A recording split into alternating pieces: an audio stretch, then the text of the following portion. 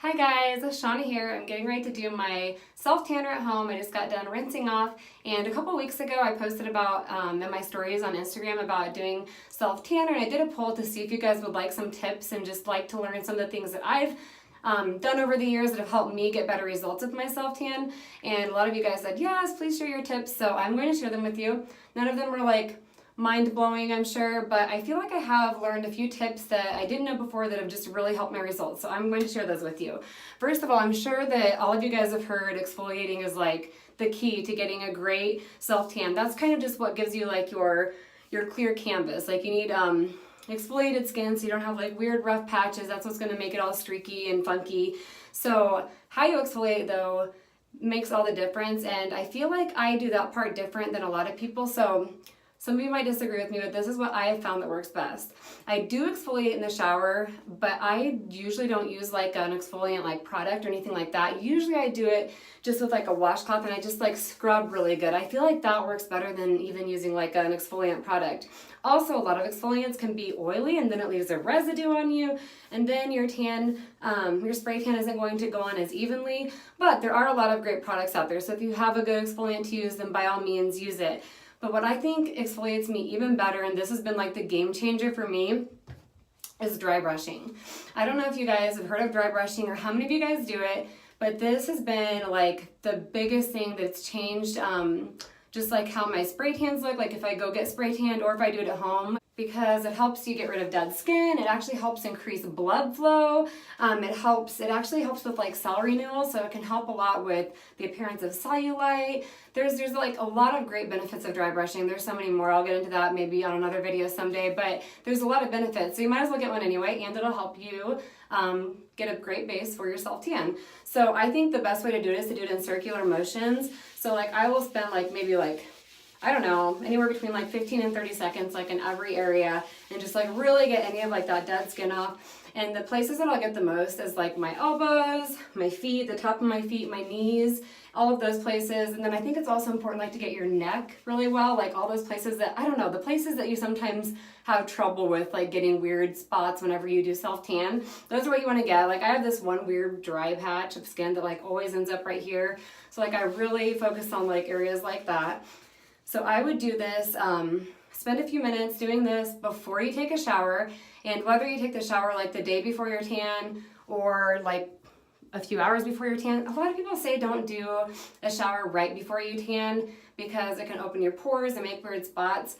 I usually do it right before I tan. I don't have any issue, but do whatever's best for you. A lot of people say do it the day before. So anyway, shave, exfoliate, dry brush before you even do the shower and do the shaving and exfoliating and all that. Then you can wash off all that dead skin.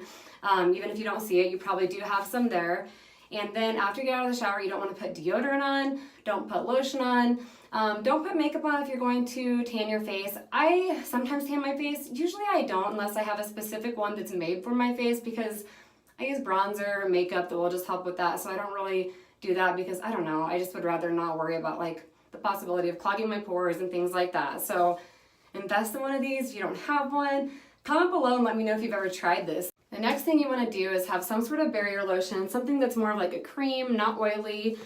This is just what I have on hand right now. Is like this Burt's Bees, so that's what I'm using this. And what I think is best is to do, I already did one coat, so like do one coat and then do two coats. Don't just do one thick coat, because if you do two coats in a row, it's going to help make sure you don't have any weird places you didn't get. So you're not going to put this all over your body, but you're just going to put it on places like your elbows, your knees, the back of your heels, your feet. I also like that weird dry patch I always get. I make sure that I put it there a little bit, and then of course your hands. And that's just going to create a barrier so that you don't have like, you know, weird tans like in places that you don't want it. Like usually like your hands don't get really tan in the summer. It's like you just want to cover up all those places, and places that, you know, bend a lot and have more wrinkles. So cover all those with barrier. So I'm not going to do my full tan for the video because once I started making this video, I was like, wait, I have to wear clothes for this. So it's going to be a little bit different. So I will just show you for the most part what I do. So honestly, I don't always wear gloves, but these little gloves came with my the tanning spray that I have, and I've shared with you before the kind that I've gotten. I really like this stuff. It's a spray. It's called Fake Bake Flawless Darker. They have 2 different shades. I get the darker one, and I really like it a lot. It's worked great. It's really inexpensive, but honestly, I haven't used very many because I used to go and get spray tanned, and just recently I've been trying to save money and do it at home. So this is just what I happened to grab because it had good reviews.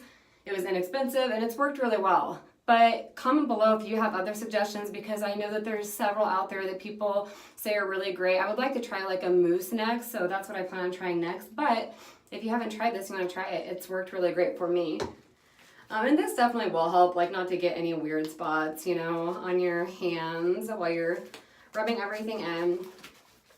And then I have always used a mitt. I think that it definitely will help. I've never done it without a mitt, so I can't compare, but I know people who did do it without a mitt and then started using it and said like it made the world of difference, because that's just gonna help you get like apply it evenly.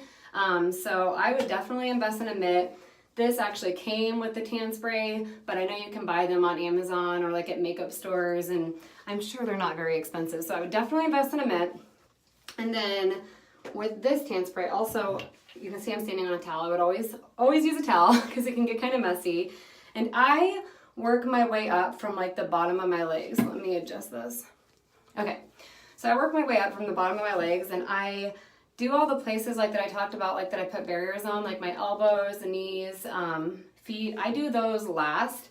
And so I really work, like I start like right above my ankles, because I don't know about you guys, but like the back of my ankle gets kind of dry, so I want to focus on that one, or focus on those spots last so they don't, I don't know, so I can really like make sure nothing absorbs too much there and that the barrier is working. So I just spray a generous amount.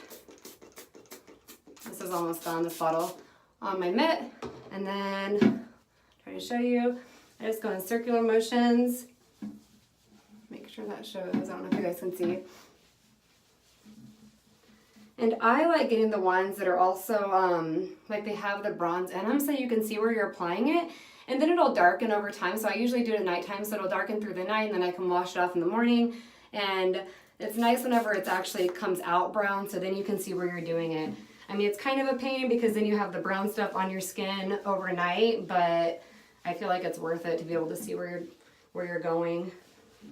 And then, so I'll go ahead and do like my legs, like my whole leg, and then I'll target my knee last. And for the places like your knees and your elbows, make sure, like this is great to put your leg up on the toilet, make sure that place is bent so that, you know, like the skin is like spread out so you don't have all the wrinkles it's going to get in. So do that part last. And I usually go over those like one good time, and where the rest of my skin I'll do it a little bit more. Just to go over the rest really fast. Like, so I'll do on my leg, I'll do my knee, I'll do both legs first, then I'll do like my stomach, the back of me, top of my legs, my booty, everything like that. Then I'll do my arms and like my elbows. I'll kind of go over lightly like I did my knees, and then same with my armpits, because you don't want to have like you don't want to have like crazy tan armpits, but just like a little bit of color.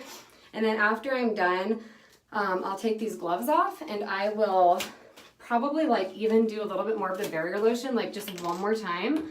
And then I'll do like one spray on the mitt and just like lightly go over them, but I actually will wash my hands after I've applied everything, and my hands are the last thing I do. I will wash my hands, so it'll just like get a little bit of that color on them, but I'm not going to have a lot or like it orange or anything like that. And I will do my feet like at the same time I do my hands, just like lightly go over my feet that are already covered like in the barrier cream or the barrier lotion.